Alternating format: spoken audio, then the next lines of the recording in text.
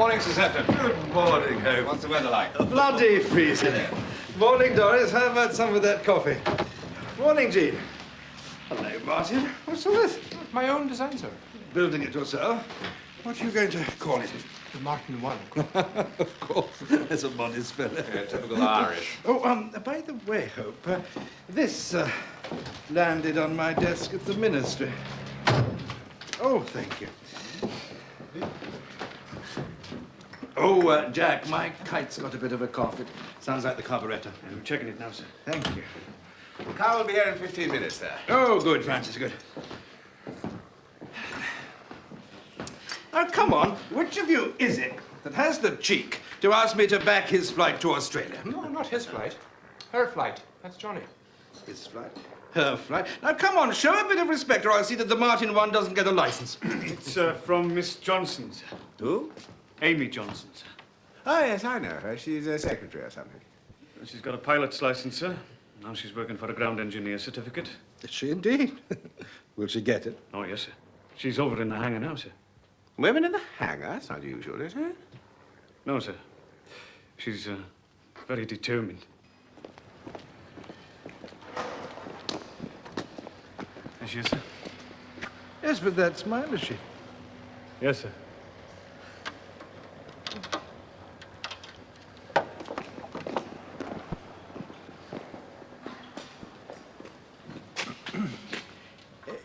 It's the carburetor you should be looking at. We've done that. It's this plug. The electrode's blown clean out. The plug hadn't been properly fastened this afternoon. And the thread's gone. Yes, I see. Well, thank you. Miss Johnson, you wrote me a letter, but you forgot to sign it. Didn't I? I was so excited by what you said when you came to the club with Bert Hinkler. I agree with you. Flying's the thing of the future. I just want to get up and go just to show them. You said, wake up England, and that's what I want to do.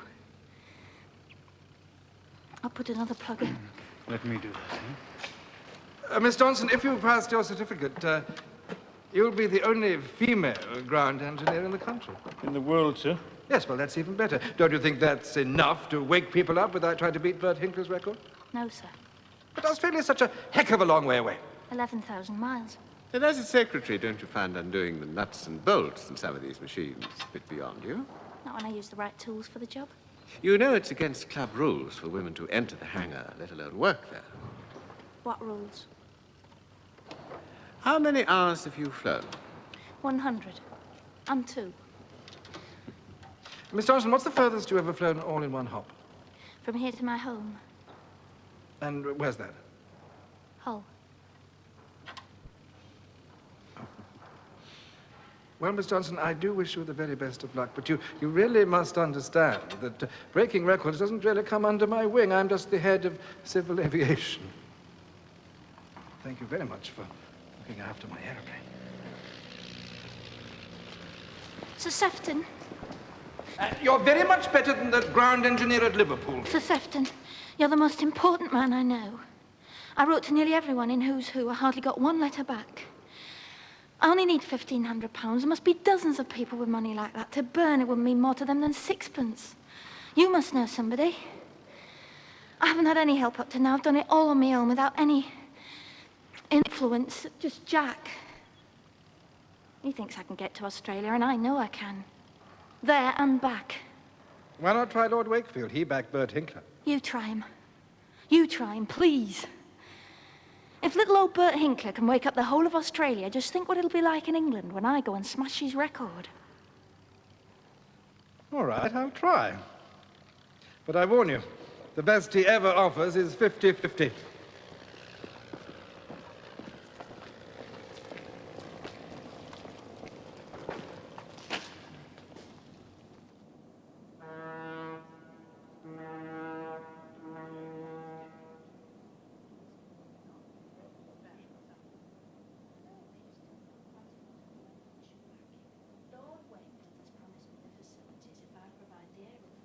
How much will it cost? £700. 700? Well, where Where's that sort of money going to come from? We could have a house-to-house collection, like Lindbergh. That's why he called his aeroplane the Spirit of St. Louis. I can call mine the Spirit of Hull. And you want me to go round with the begging bowl? You won't have to beg. If I flew to Australia in the Spirit of Hull, think of the publicity. Put Hull on the map. Hull is on the map already. Don't you think that the Spirit of Kingston on Hull sounds nicer? No, I don't, and neither does anybody else. Lord Wakefield thinks that He didn't say no, that's all. I am flying to Australia, says girl from Hull. I mean, what in? When Stanley Barchard showed me this at the Rotary. I thought you'd be pleased. Pleased at this? The Flying Typist. 12,000 miles. 11. 12? Across mountains and deserts and jungles and oceans. And you've never even been across the Channel. She went to Switzerland with Hans. That was by train. And you say you're flying to Australia all on your own? No wonder everybody's laughing at you. They're not laughing in London. They're laughing in Hull, and that's what counts. I'm ashamed of you, Amy. So's your mother. Oh, Amy, dear.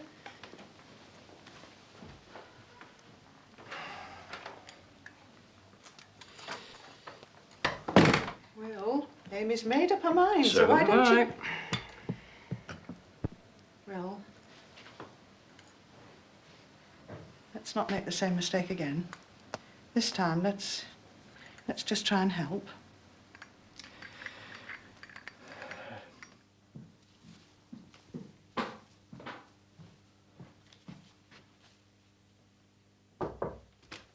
Amy, I've always backed you, helped you all I could. At university and then London, and when you wanted to go into advertising, I didn't object. But what can you hope to gain by this mad adventure?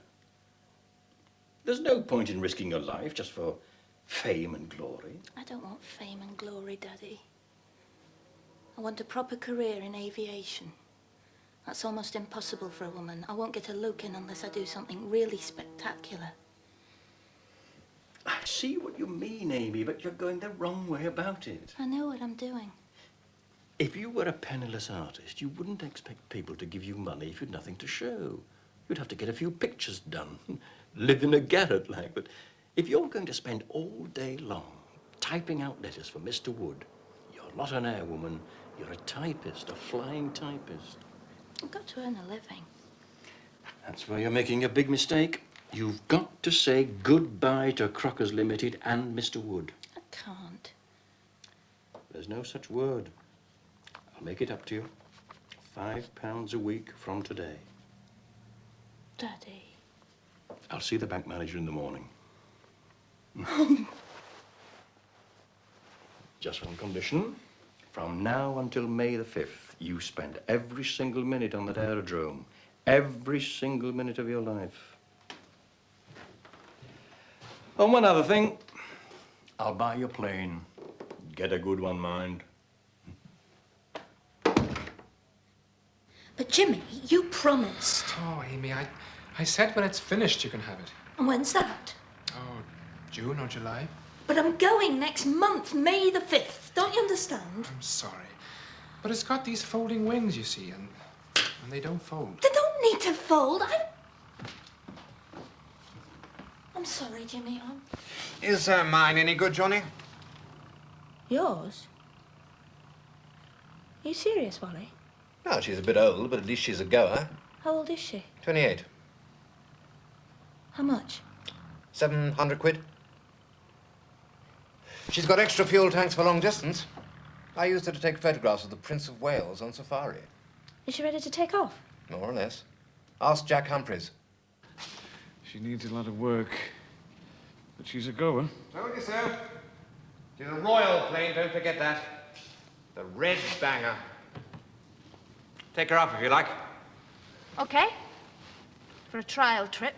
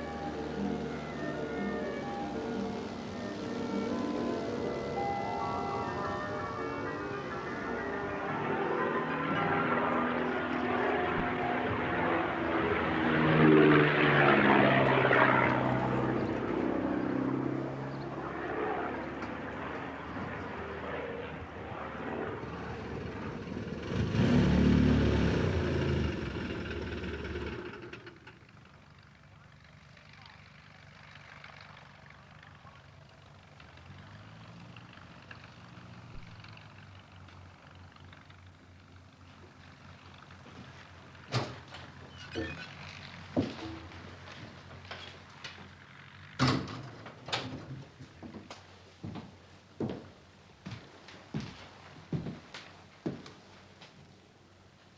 give you £600.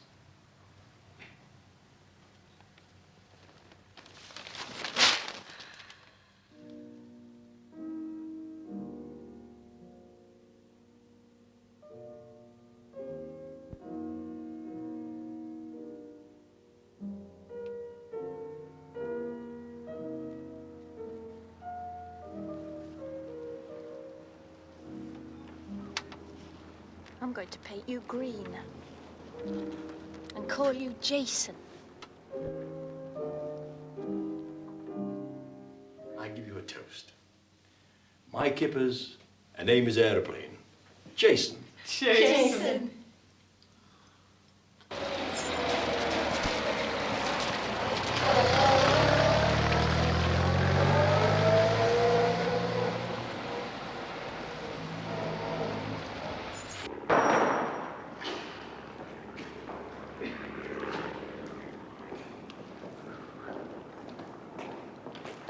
Mr. Johnson.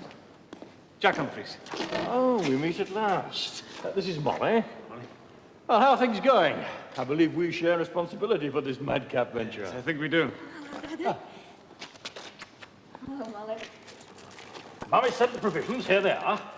Gosh, it's like a village shop. Well, you'll be away for 2 weeks. Lily's giving you the primus. Oh, isn't she sweet? And here's your atlas. Oh, thank goodness for that. The school atlas. You are not flying 12,000 miles to Australia with nothing but a school atlas. Why not? Bert Hinkler only had a page out of an encyclopedia. I dare say he did. But you want to do better than him. The point is, my route's nearly 1,000 miles shorter than Hinkler's. Yeah, but that means you'll be flying over the Taurus Mountains. How are you going to do that? They're 15,000 feet high. I'll go between them. Do you like my toupee? No, between them, you can't possibly. You'll be running into cloud. You'll be flying blind. I know. Hinkler only went round because he was afraid that if he landed, the Turks wouldn't let him take off again. It won't stop me. I've got a gun. Yes. Yeah. Amy, Daily Mail. I brought my story. Hello? Oh, yes.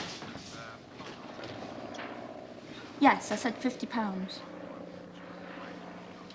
Oh. All right, I'll accept 25. I want the money now. I'm leaving the day after tomorrow. If? What do you mean if? I'll get there if it kills me. Which it won't.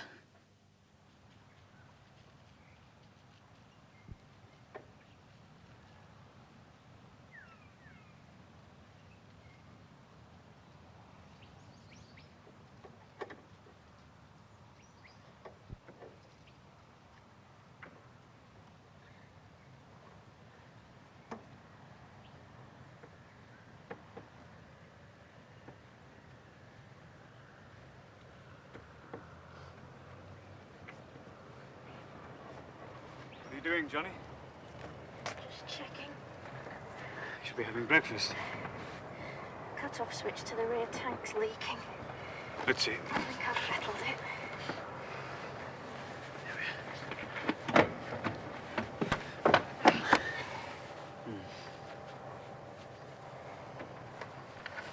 Now remember, the best approach to Vienna is from the north. Now you should be there by 6. Give us a ring at 7. Now go on. Go and get some breakfast. This is my job. No, Jack, from now on, it's mine. I'm so grateful, Jack. None of this would have happened but for you.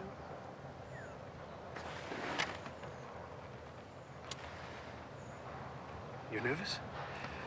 You no need to be. A few butterflies in my stomach, that's all. It's a bit like making my first solo all over again. Yes. I'm on my own.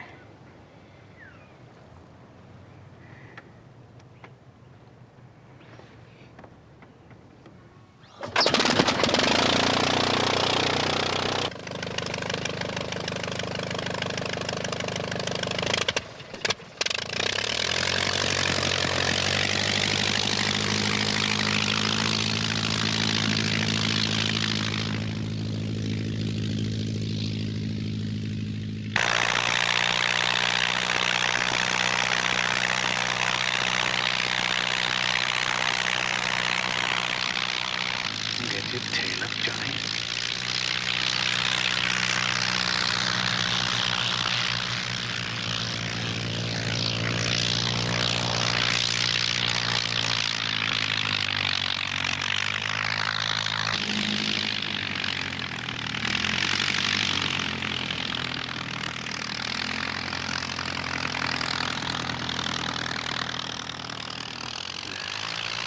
She's too heavy. She needs a longer run at it.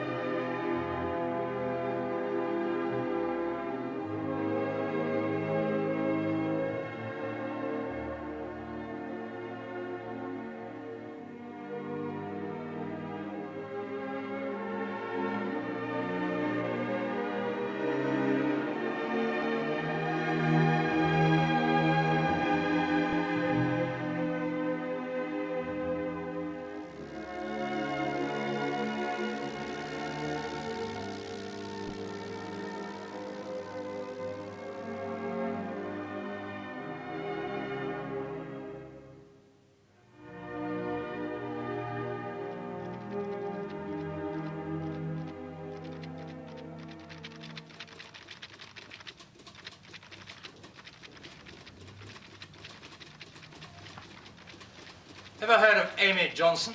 Can't say I have, sir. She's just broken Bert Hinkler's record to Karachi. Has she, by George? You must do something about Miss Johnson. Editor, please.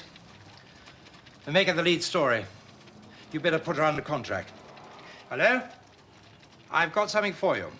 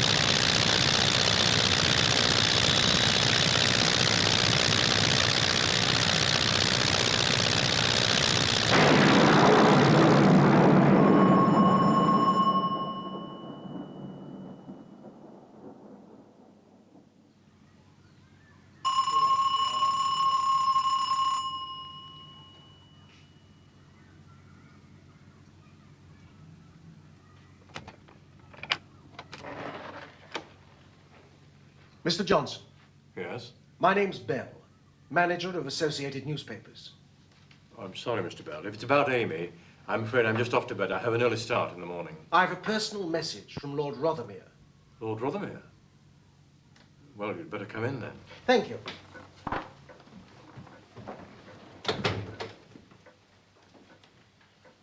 Have you heard from your daughter at all, Mr. Johnson? Not personally, no. Not since she left Karachi, no. We heard on the radio that she'd come down on a football pitch. Care for a whiskey? Thanks.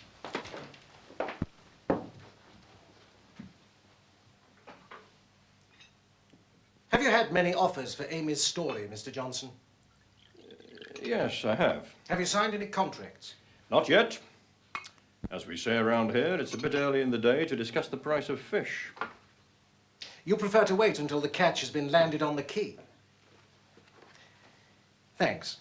Don't tell me the Daily Mail has more faith in your daughter than you have. I don't know about Faith, but she maintains the engine herself, and she's lucky if she gets more than 2 hours sleep. But if guts and determination count for anything, Amy will get to Australia.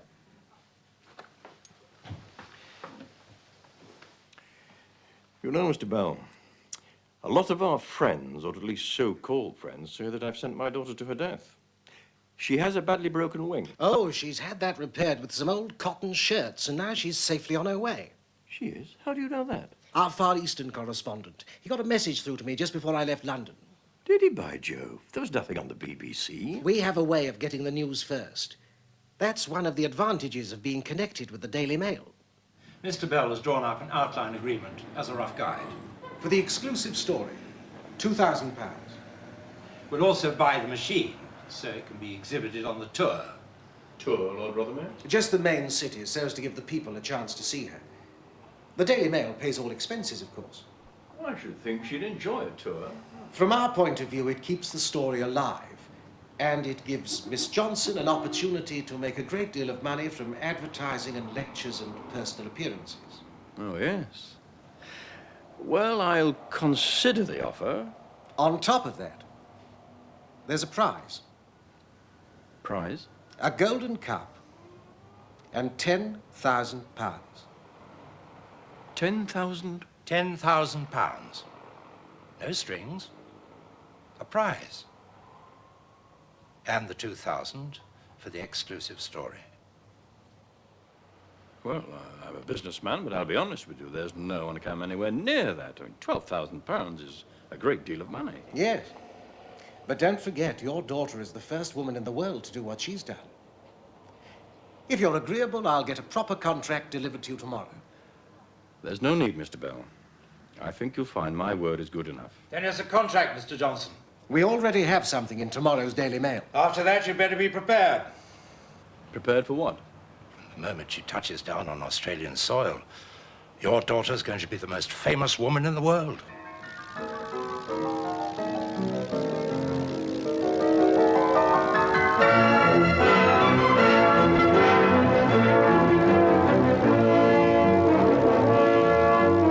One of Lord Wakefields oil tankers has reported sighting Amy Johnson less than 200 miles from Port Darwin. Well, that was over 3 hours ago. That'll be good news for the Johnson family back in England. There's to be a special link-up to enable all the world to share Amy's moment of triumph with it. I think I can hear something. It's a tiny aircraft. 11,000 miles, London to Darwin. We're waiting.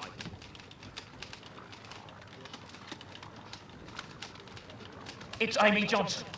Amy Johnson. Australia welcomes the first woman to fly from the motherland. The girl who has faced perils that might have daunted the hardiest aviator. Well done, Amy. Good on you, Amy.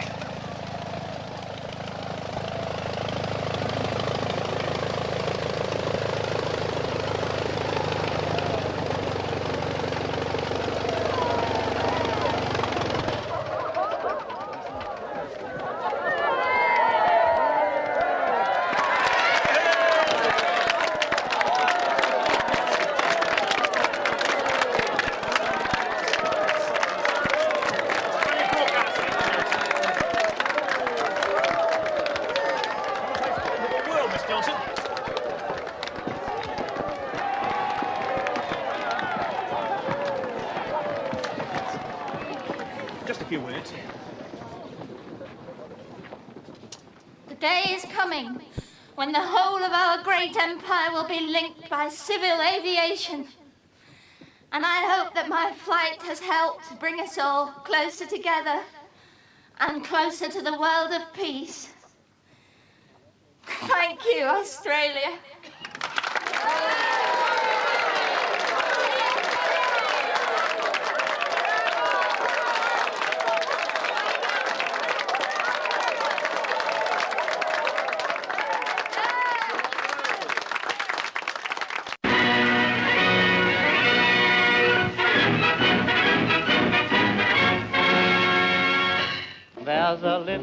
lady who has captured every heart.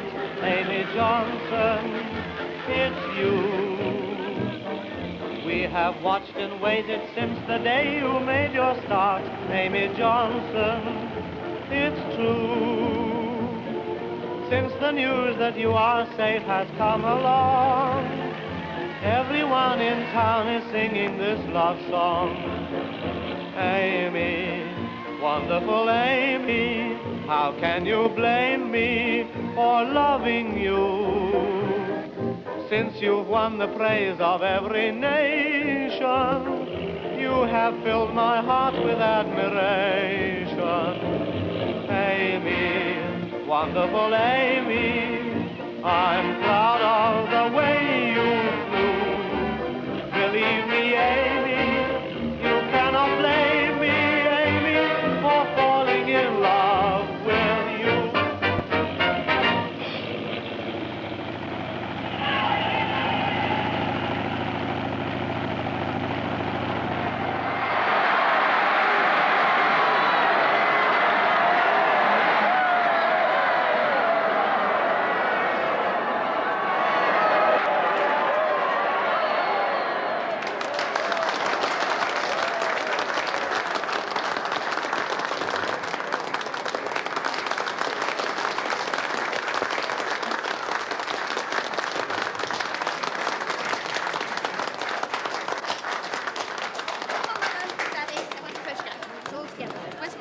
It's got brandy in it, so just the one, Molly.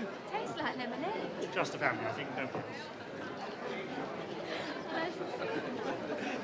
May I introduce you to Lady Kathleen Dryden? Daddy, Mother, come and meet Sir Sefton Branca. How do you do? Very delightful. You must be a very proud mother. And Lord and Lady Wakefield. Delighted. Come over here and meet Lord and Lady Wakefield. Daddy, Mother, this is my father. At last. Pleased to meet you. Mr. Johnson and I are business partners. He's always joking. Do you know Mr. Hinkler? Hello. Congratulations. I didn't break your record. Oh, what the hell, you've made your own. This is my wife, Nancy. How'd you do? Sorry, excuse me. I think perhaps you better make an announcement. Your attention, please, gentlemen of the press. Tomorrow, Miss Johnson will be going to the palace to receive the CBE from His Majesty, followed by the Savoy banquet, and you've all got the rush schedule for the rest of the week. Where's Grandpapa? I thought he'd be here. I told you, my letter, dear. He's had a stroke. He couldn't come.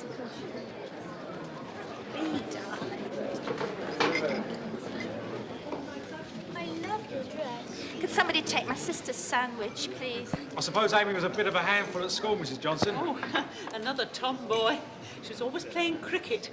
I remember her Uncle Willie bowled her a full toss, and she ran into the kitchen and she said, "Uncle Willie's just bowled out my front tooth." And he had. What will you be wearing for Buckingham Palace, Mrs. Johnson? They're not coming. As you'll see from the schedule, they'll all be in Hull when Amy flies there the day after tomorrow.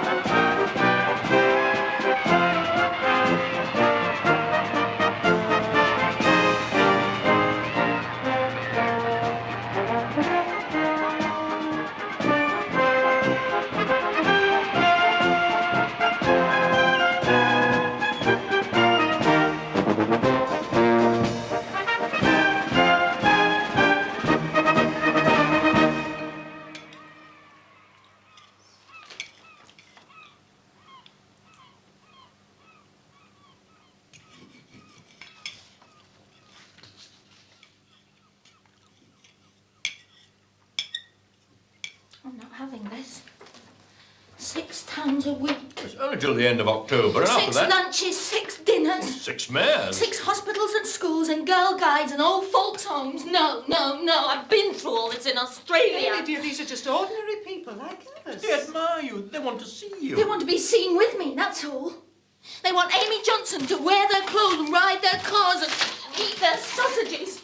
You are a very lucky girl, and don't you forget it. I am a very lucky girl. Did Daddy tell you that we're thinking of moving to Bridlington? I'm not having it, Daddy. We are talking about a 6-week tour, that's all. Because after that, your whole life's ahead of you. Well, we'll just have to put up with it. It's in the contract. You agreed in Australia. I didn't, you did. On your behalf. You had no right to. I had as much right as anybody. I'd put up half the money. You'll get it back. You'll get it all back. Every want penny. it back. Look, we are not talking about that. We are talking about a contract. You have had £12,000 off Lord Rothermere. Now, what's he got for his money? Me. That's what he's got. Me. In the case of those towns which Miss Johnson cannot visit personally, her aeroplane will be piloted by someone else. What does this mean exactly? Captain Hope or Bill Courtney? I'm afraid that's out of the question. It's only to allow you to catch your breath. They're both very experienced pilots. I'd rather pilot Jason myself. But we can't cancel the arrangements. And if you're not available... I won't let anybody else but me fly, Jason. I know it's silly to be so possessive, but I'm sure you understand. Oh, most certainly I do. Jason belongs to me, do you see? Oh, yes, I do see. But in fact, Jason belongs to the Daily Mail. Jason is my aeroplane, Lord Rothermere. In the sense that you're part of the same story, yes. I'm not part of a story. I'm part of life. I'm a fact. Legally, then, your aeroplane is the property of the Daily Mail. No. Because we bought it off you. Bought it off me? When? In the original contract. All right, I'll buy it back again. I'm afraid that's impossible. Of course it isn't. It is, Miss Johnson. Why? Because it was negotiated, agreed. It's a vital part of the contract. I never signed that contract. No, but your father did. He had no right to, none. Nevertheless. And if you think I'm going to give you Jason so that some other pilot can take him around the country like a prize bull, Jason is my aeroplane, mine. I won't let anybody else take him off me. If it wasn't for Jason, I wouldn't be here now. I wouldn't even be alive.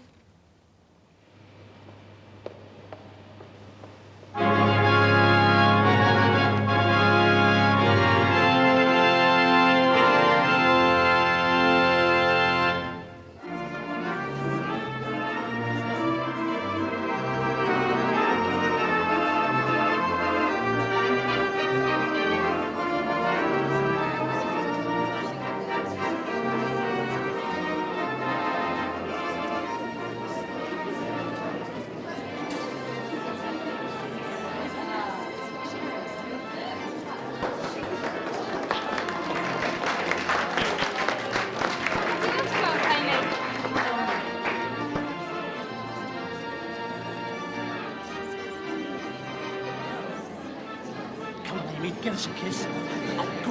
I said no. Oh, come on. No!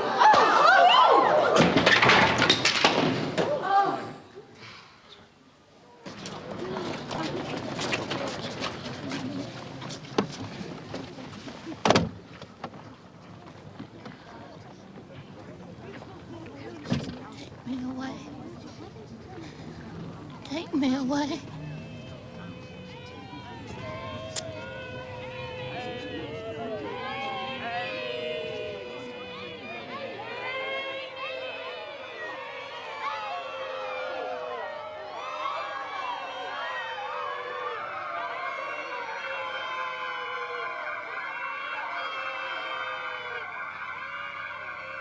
Six hospitals and schools and girl guides and all folks' homes. It was negotiated, agreed. But Australia is such a heck of a long way away.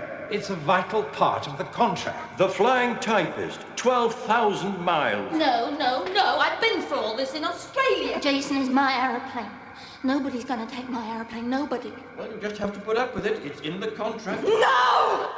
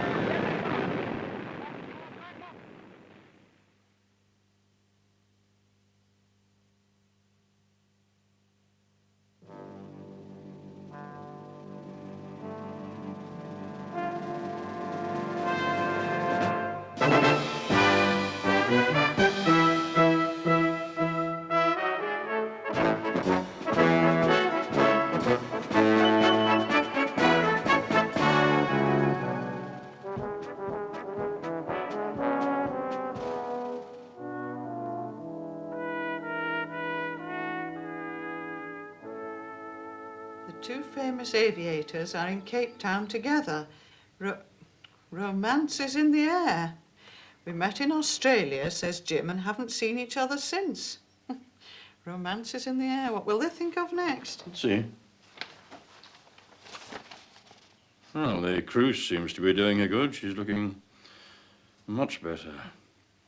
He's a nasty piece of work by all accounts, running around with a 16-year-old girl. Why can't she write instead of leaving us to glean information from the papers? Romance is in the air. Amy's got more sense than that.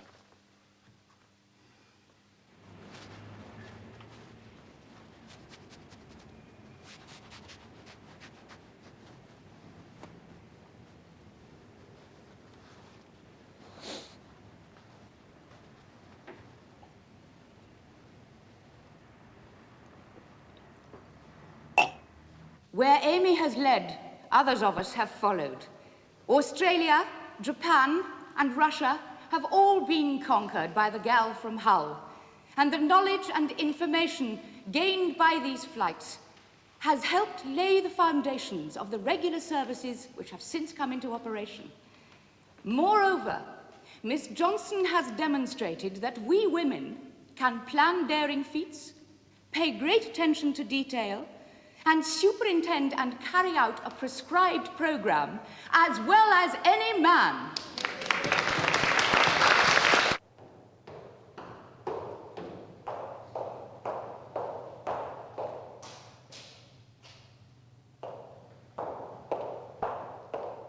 Friendly and unselfish. Therefore, it is with warmth and admiration that we welcome as our new Vice President of the Women's Engineering Society of Great Britain, Miss Amy Johnson.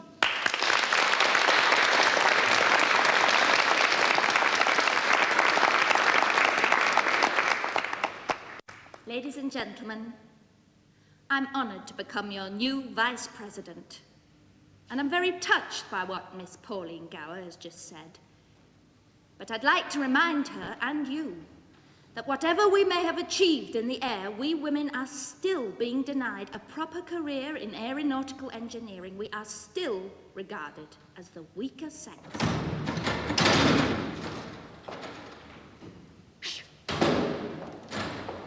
Yet physical strength is only relative.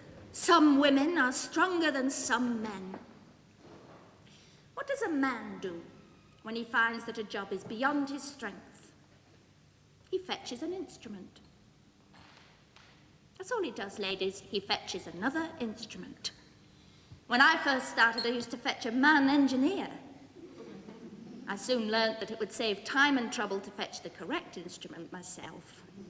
If you think this shows a profound distrust of men, you're absolutely right.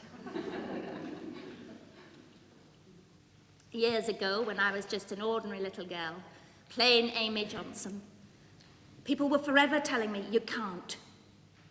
Can't play football, can't play cricket, can't swim or dive off the top board. Above all, can't fly.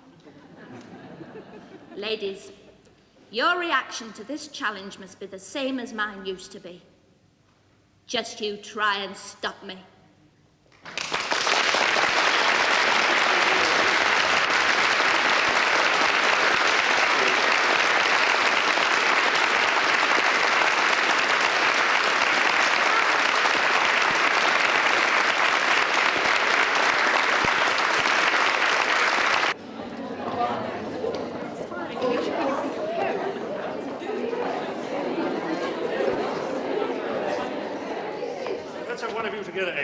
Two record breakers. The British man and the British woman. Dinner tonight? Not with you. What's the next record? The Atlantic. Lunch tomorrow, Quaglinos. I have a date. Break it. Is this the first time you've met since Mr. Mollison broke the record to Cape Town? Yes. Just say that I've come here especially to see the woman that I admire most in the world. Quags? What about Lady Diana? Read the newspapers. Should we go and have a look at that book now? Quags, Amy.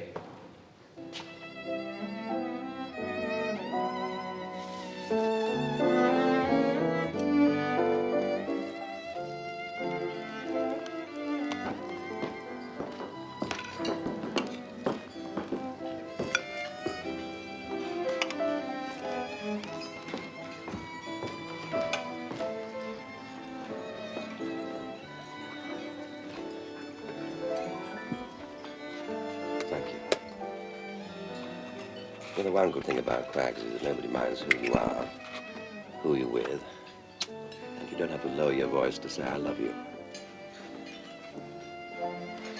And you can stay here all day and all night if you want to. Perfect. All right, so what else have you been up to since you left Cape Town? Read the newspapers. What really happened to Lady Diana? I thought you were both madly in love. Shh. I thought you said I needn't lower my voice. Her mother knew a cad when she saw one. A cad? Someone who picks women up and then drops them. Well, the Countess was very understanding about it. She put her hand on my knee and said I was too old for her daughter and too young for her.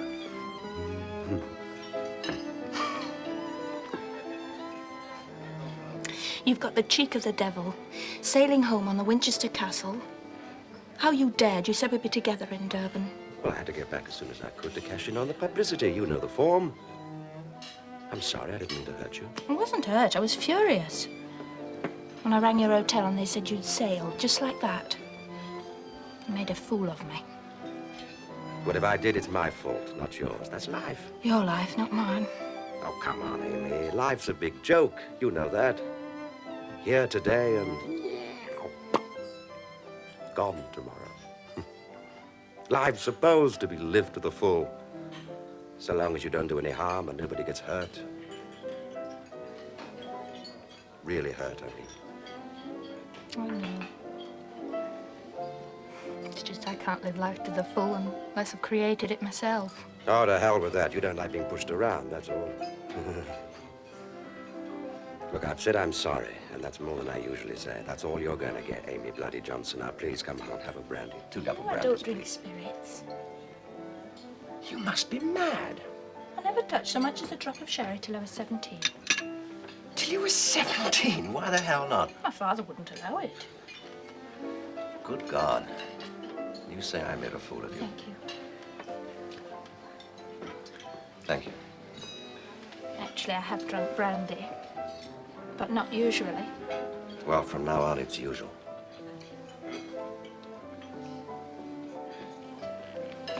It's all your fault, you know. What is? The fact that we're sitting here now. If I hadn't have seen you in your moment of triumph, I might never have gone in for record breaking. When you think of that, I might never have flown to Australia, never flown to Cape Town. Never have fallen for you like a ton of bricks, made me never see you again. Should we dance? Do you like dancing? Yes, rather.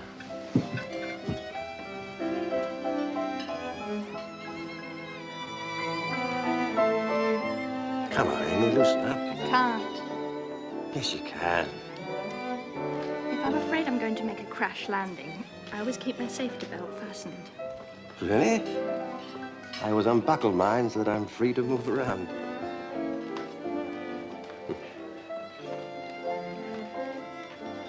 What's this? A black cat. Let me see. Mine's a gold wallaby. Don't be silly. It is. Where? What's it?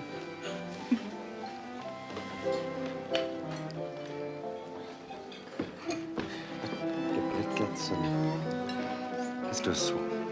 Eh? Come on. Why not?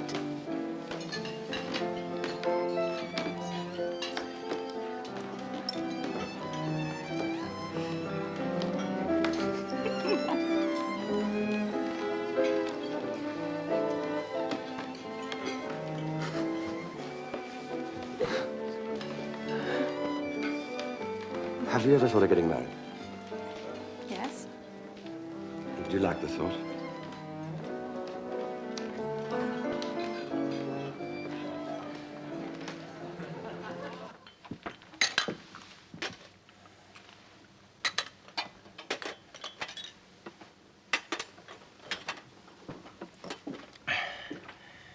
So, did you like the idea What of? of getting married? Not much.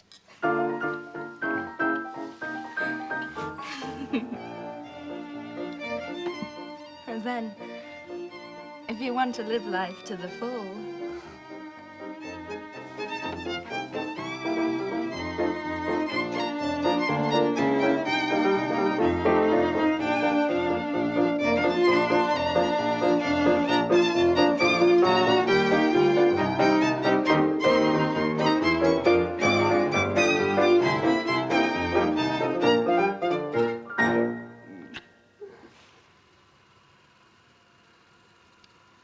Evelyn.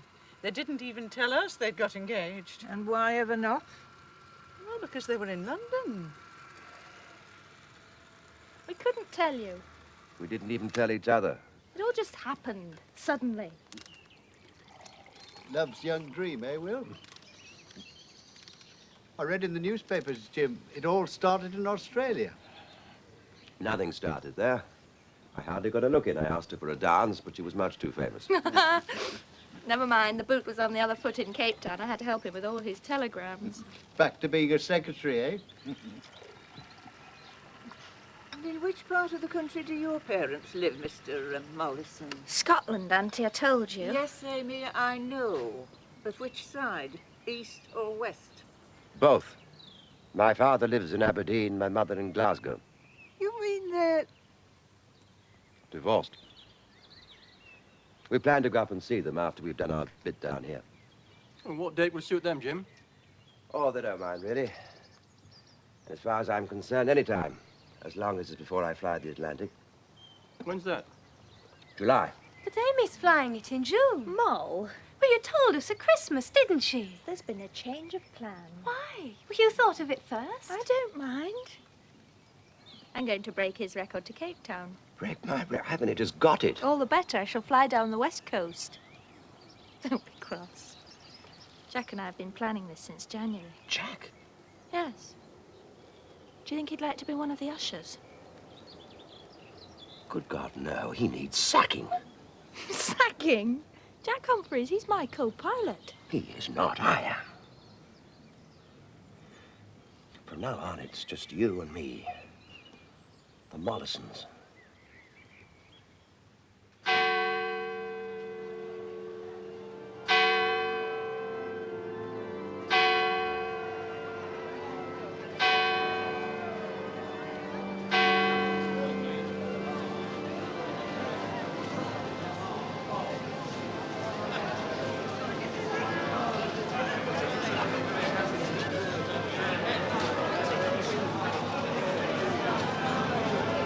Good luck, Amy. Good on you, Amy.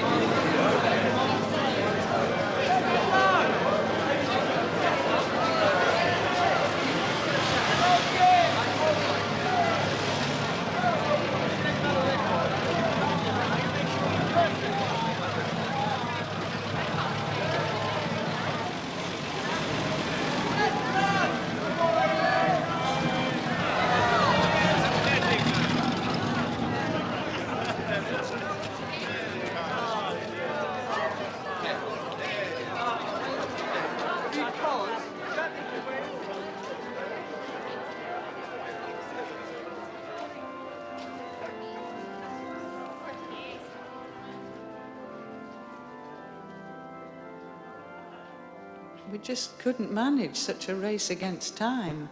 By the time we'd filled up with petrol, we didn't even have time for breakfast. We got to the church just as you were coming out of the vestry. If only you'd told me and asked us to keep it secret, we would have done. It was raining and we were skidding all over the place. We were so terribly grieved. We're so terribly grieved, so bitterly hurt. How could you do such a thing?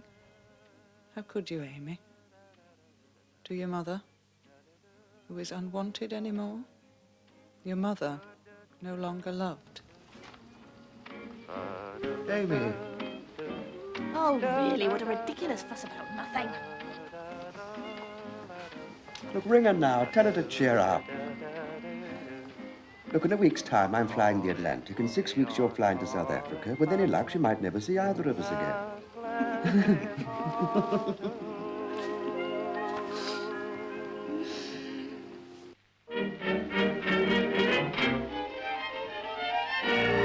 I'll leave a little for me, I leave a little for you, and call it whoopee or call it fun, there's plenty for two. While every he has a she, and every bill has a coup.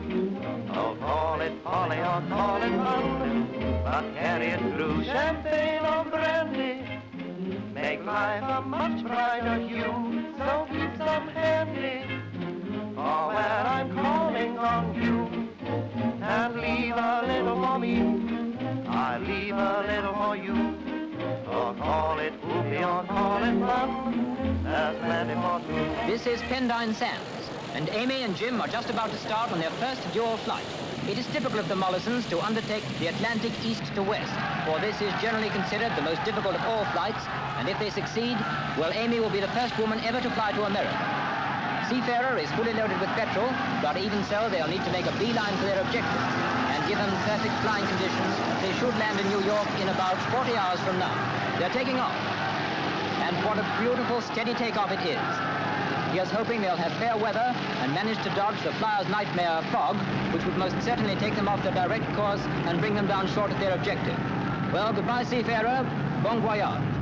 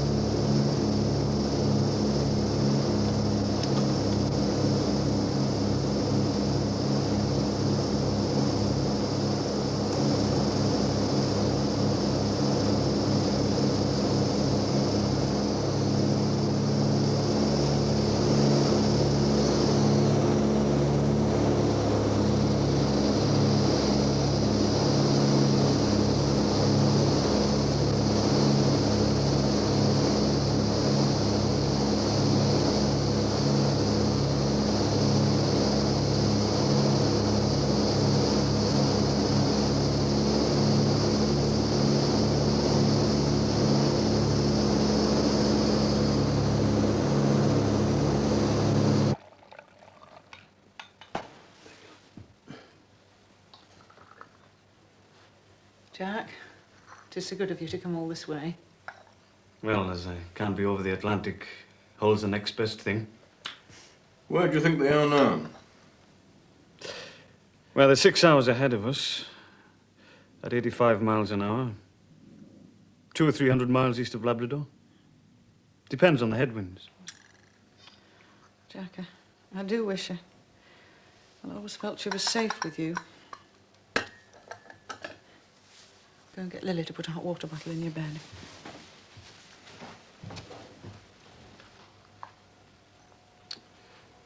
Poor sis, she goes through it every time. Bill Courtney has promised to ring us the moment he hears anything. Meanwhile... No news is good news, hmm? How do you know? I just know!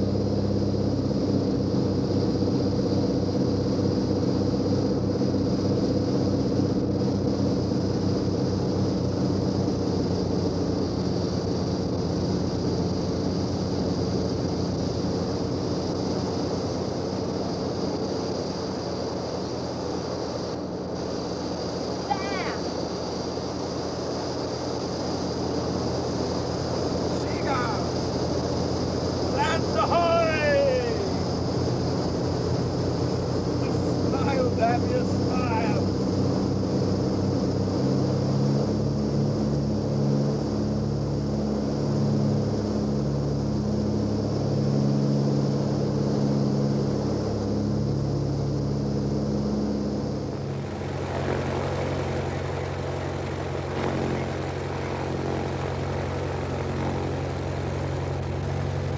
Can't reach New York! We've got a tailwind, don't worry, we'll make it! We won't!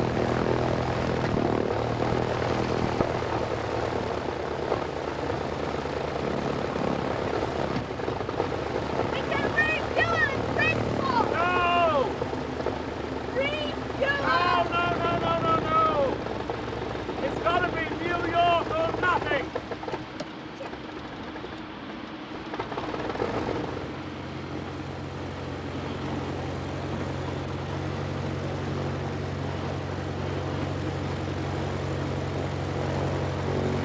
That's Bridgeport, it must be! What's the wind direction? I've no idea! I'll take a look!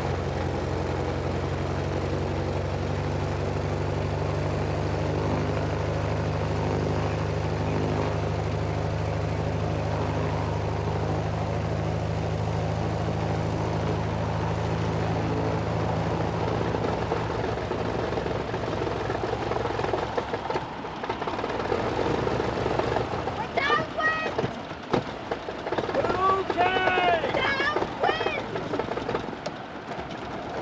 It's too late! We can't go round again!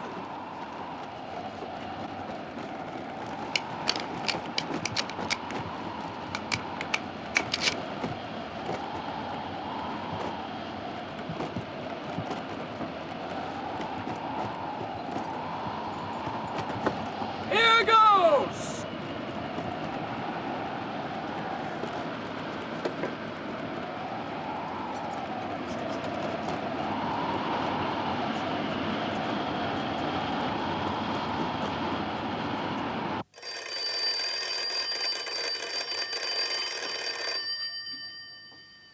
Hello, Johnson. Oh, yes, Bill. Oh, thank you, Bill. Thank you. God bless you. And them. They've been sighted. They're off Newfoundland, Jack. Let's have a cup of tea, sis.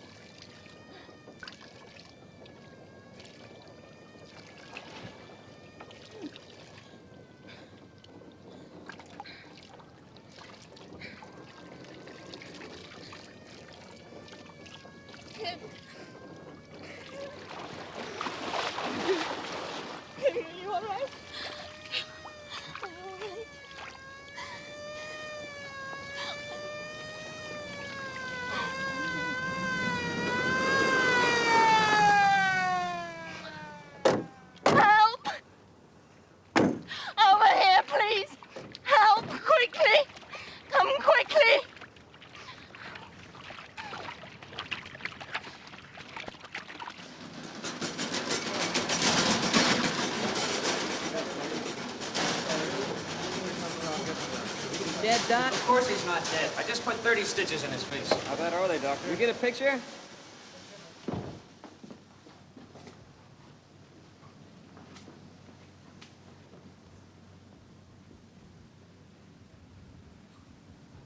How are you feeling, Mrs. Mollison? Bit stiff. Headache? No. No. Let him sleep. Mrs. Mollison, we're going to move you to New York. I'd rather go straight back. Where? To England. We've failed this time, but we're not giving up. Failed? We didn't reach New York. You were only short by 37 miles. Mrs. Mollison, you're very, very lucky to be alive. We failed. You've got a telegram from the President. Shall I read it for you? President? All America salutes the first husband and wife ever to fly the Atlantic. God bless you both. Roosevelt. Okay? If it's just your pride that's hurt, forget it. The bruises don't show. Okay. Okay.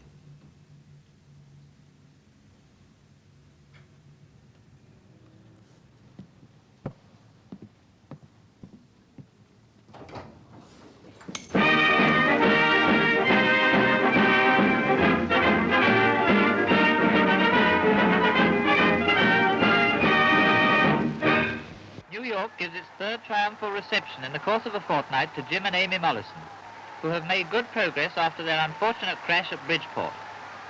The first husband and wife crossing of the Atlantic is a feat which appeals to America's enthusiasm, and the showers of paper which signify New York's approbation rain down upon the pair as they are driven down Broadway. Jim's face is still bandaged from the accident, but they look well and happy as the big metropolis accords its admiration.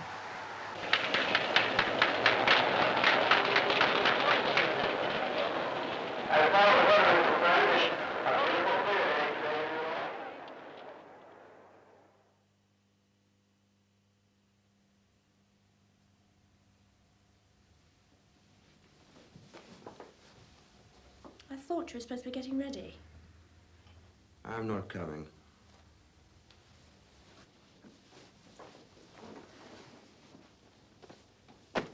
I thought you liked Pauline. I don't want to spend all evening talking about books while you and Pauline gas on about women's rights. Why don't you come out with me for a change? I don't want to spend all evening talking to your stupid, shallow friends. Are you referring to my shallow girlfriends? Just stay off the brandy, that's all I ask. Oh, for God's sake, there's nothing worse than a jealous woman. I don't anymore expect you to be faithful to me. Good. But we are supposed to be together. Well, we are together. All right, not together like the sophisticated high society in Bridlington and Hull, maybe. But in little old London, getting into bed with somebody different is looked upon as natural hospitality. If I get into bed with anybody different, it's because I love them. Like Bill and Jack and Peter. No. Men like that, they do kind, sweet things for me, but I don't want them. Not enough. You only want what's hard to get, is that it? You're not hard to get.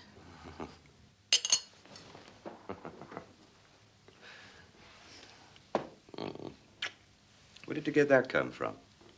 It's a birthday present from Mum. It's rather nice, ivory and silver. Can I keep it? It's a birthday present. Well, it'll keep the hair out of my eyes and remind me that I love you. I love you, Jim. I'm sorry that I'm jealous, but that's all it is. I love you. Have a nice evening. Oh, and please give my love to Amelia and to Eleanor Roosevelt. I will, darling.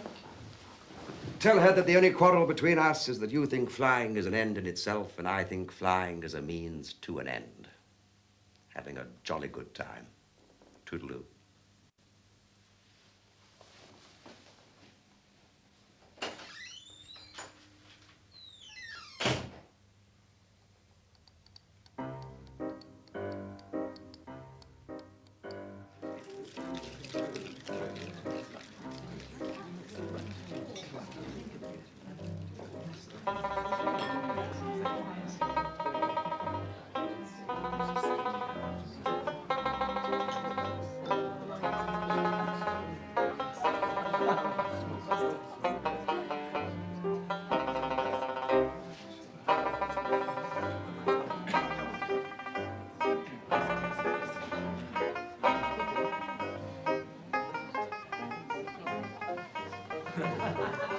Come.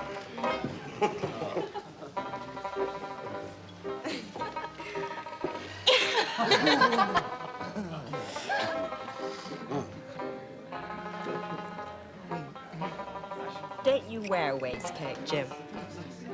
Good Lord, no. My shirt and suit are specially tailored so that they come off at the press of a button. Which button, Captain Mollison?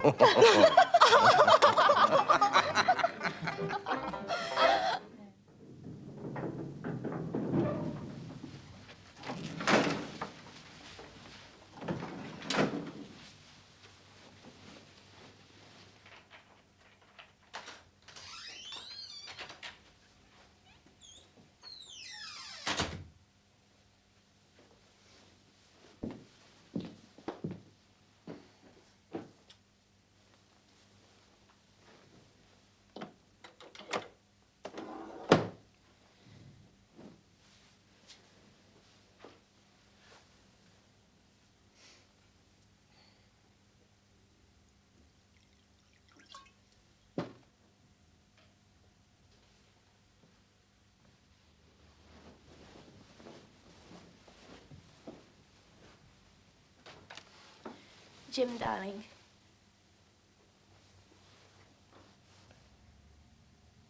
My God, you're early. What's the time?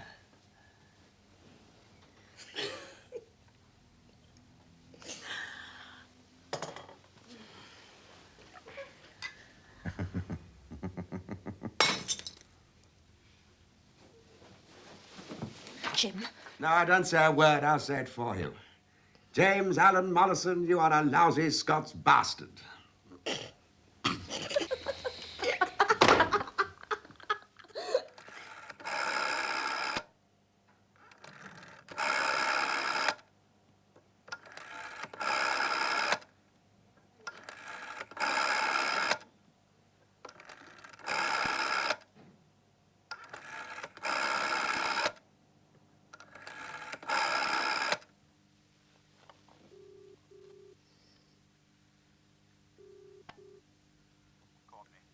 Bill,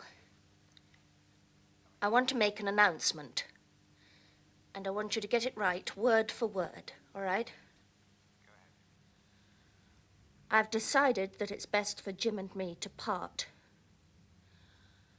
I want to live my own life. And from now on, I wish to be known by my own name, Amy Johnson.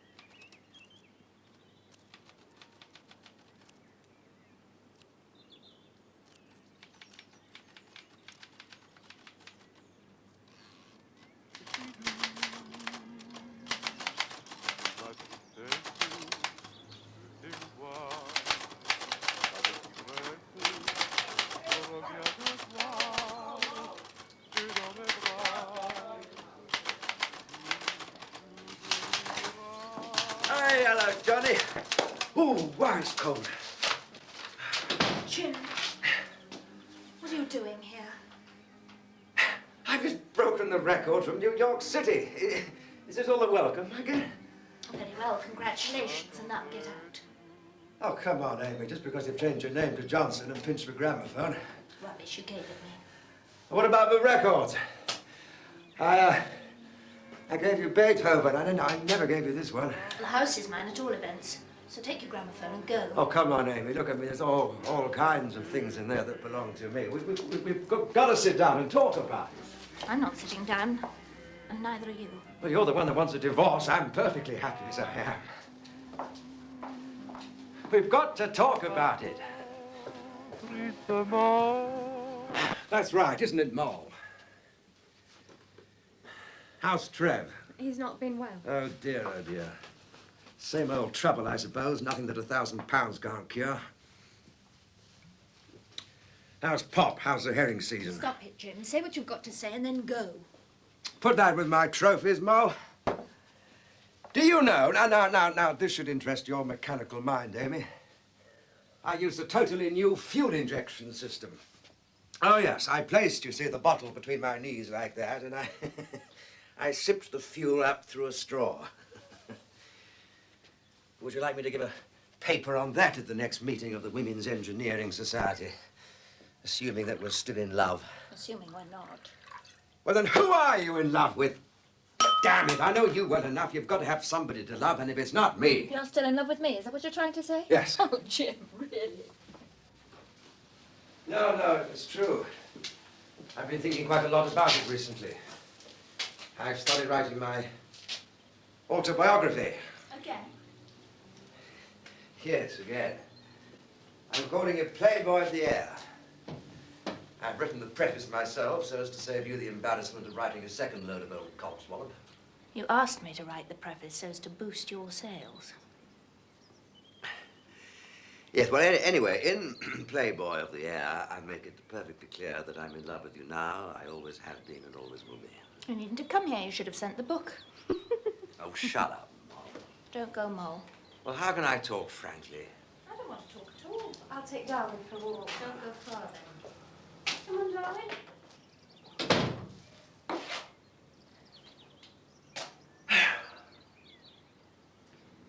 Jim, don't let's quarrel. We've had good times and bad times, and now it's over. You mean you've had a good time? Of course I have. What sort of good time were you having before I came on the map? Apart from being rich and famous, what had you got? Hmm? Well, I mean, you're still rich and famous, so I haven't taken that off you. I mean, every time we crashed, I was the one that they put the stitches in. I was the one that always took the blame. And now you're at it again. I mean, you knew what sort of fellow I was when you married me. I didn't. I'm not secretive like you. I don't hide any guilty secrets. Not hiding. What about Dorothy? Well, I named a plane after her. What's wrong with that? All right, I went to bed with her once, but that was the only time, and it'll never happen again, I promise. The only time you had 2 of them in my bed. Oh, yeah, but that was years ago. Forget it. I'm sorry, Jim. I need to believe in you, and I don't anymore. What's all this? I'm writing a book, too.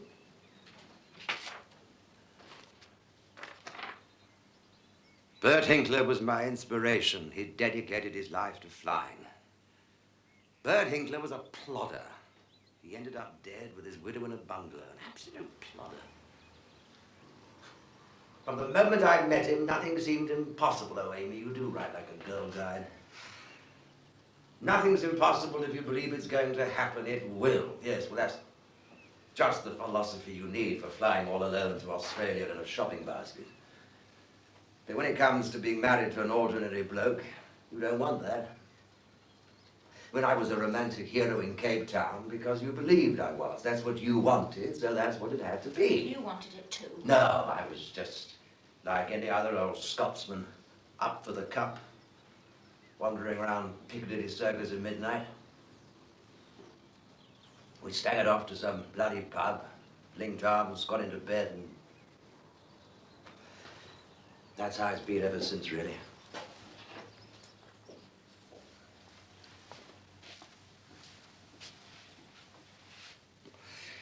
Incidentally, Bert Hinkler was the best of the bunch, including myself. Oh, come on, what the hell? Let's do what everybody else is doing. Start a family, live in Bridlington, and spend the rest of our lives selling kippers. I spent half my life trying to get away from kippers. Well, you could still have a baby. What's wrong with that? It's not possible. Well, of course it is. Why not? I had an operation. Operation when? I told you I came out to Africa to get over it. But you said... I always thought that was one of your bloody nervous breakdowns. I'm sorry. You mean we can't? Never? Never. I'm sorry.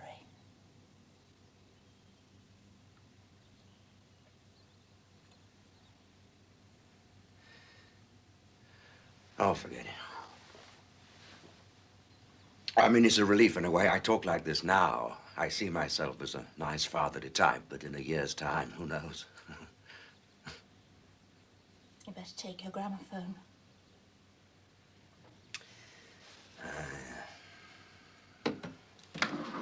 I'll leave you the records. That's only fair. I'll come back for my trophies. No, I'll have them delivered.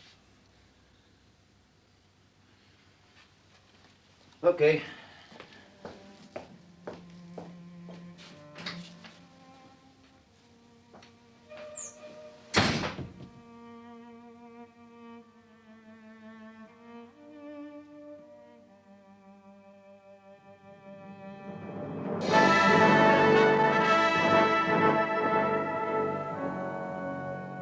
The Royal Air Force on the offensive, hundreds of aircraft must be flown each day between the factories, the maintenance depots, and the aerodromes. The RAF can't take on the job. They're too busy on active service. It's done for them by the ATA, Air Transport Auxiliary, a civilian air force of men and women operating from their own pools or stations scattered all over Britain.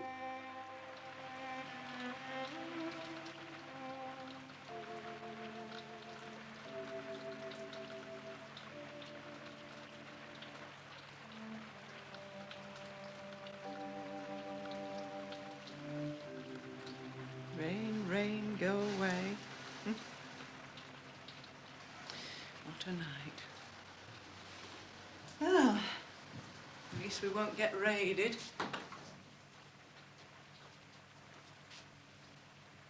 Oh, you have got a temperature. Never mind. There you are. Dear love. Now, Daddy's rung the air transport officer, and she says that you're not to think of reporting back for duty till you're better. I heard Daddy telling her off. Delivering planes all over the country without any heating. No wonder she's got the flu. It's like a museum. Daddy calls it Valhalla. The Hall of Fame. Now you stay quiet. Daddy'll be up to see you in a minute.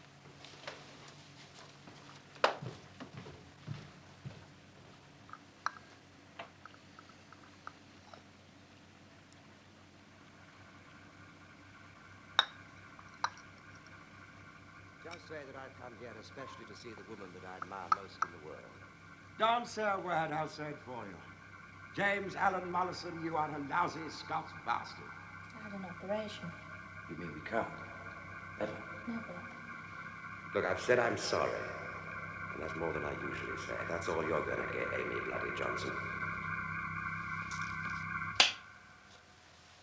It beats me why they didn't put you in charge. Just look at your qualifications. Pauline Gower has been ferrying aeroplanes for years. She knows the job inside out. You mean she says the right things in the right places? That's what comes of having an MP for a father instead of a fish merchant. I'm sending you a box of kippers for Christmas. I want you to share them around the mess. Thank you, Daddy. Thank you for everything. I'll pay you back. When will you get it into your head, Amy? When I give you something, I give it. I don't want it back. I reckon I've had a good run for my money.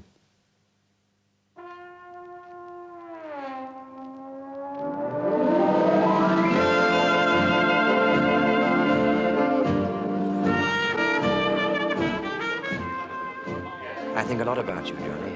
Do you? I haven't thought about you for years. Not for years.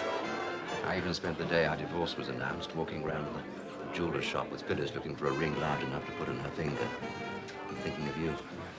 And there was me, hiding in the country, shunning the publicity. And we didn't even make the back page. I should have defended. With what? Oh, there were mitigating circumstances. Such as? Being apart so much, always going for new records. We should have collected gramophone records. At least they'd still be there. Don't worry, the memory lingers on. Oh, don't look now. There's a fellow who came in just before you did. And he said to me, he said, did you see that bloody Wellington come in? It bloody bounced, I tell you. And do you know what got out? A bloody woman. I said to him, that bloody woman's Amy Johnson. You should have seen his face. Now, don't look now. He's looking. Pete, please, save again. What made you think that bloody woman was me? Well, you're the only bloody woman I know who can bounce a Wellington and get away with it. I just get in, read the manual, and press the button. Same old Amy. And I get paid half as much as you for doing the same job. Aye, yes, but then I drink twice as much as you. Same old Jim. Cheers. Cheers.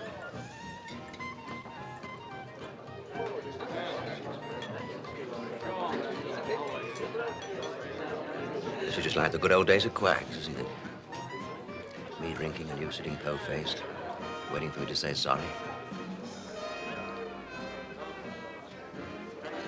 Life's a big circle, isn't it?